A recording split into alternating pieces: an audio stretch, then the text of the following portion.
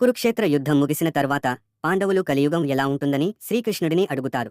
అప్పుడు కృష్ణుడు 4 బాణాలు 4 దిక్కులకు వేసి వాటిని తీసుకురమని చెబుతాడు. వారు బాణాలు వెతికే క్రమంలో చూసిన వింతలు గురించి చెప్పమంటారు.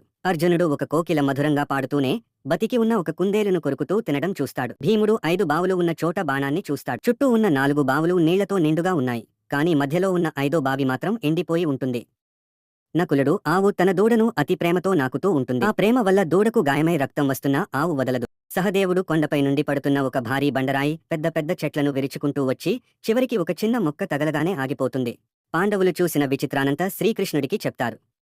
అప్పుడు శ్రీకృష్ణుడు ఇలా అన్నారు: అర్జునుడు చూసిన వింత కలియుగంలో కొందరు వ్యక్తులు మధురమైన మాటలతో భక్తి పేరుతో ఇతరుల కష్టార్జితాన్ని దోచుకుతింటారని దీని అర్థం. భీముడు చూసిన విచిత్ర కలియుగంలో ధనవంతులు తమ విలాసాలకు ఎంతైనా ఖర్చు చేస్తారు, కానీ ఆకలితో ఉన్న పేదవాడికి మాత్రం సహాయం చేయరని సూచిస్తుంది. నకులుడు చూసిన విచిత్ర కలియుగంలో తల్లిదండ్రులు తమ పిల్లలపై చూపించే అతి గారాభం వారి జీవితాలనే నాశనం చేస్తుందని దీని అర్థం. సహదేవుడు చూసిన విచిత్ర మనిషి చేసే పాపాలు అడ్డు అదుపు లేని పనులు పెరిగిపోయినా చివరికి భగవంతుడి నామస్మరణ అనే చిన్న మొక్క భక్తి మాత్రమే ఆ పతనాన్ని ఆపగలదని కృష్ణుడు వివరిస్తాడు.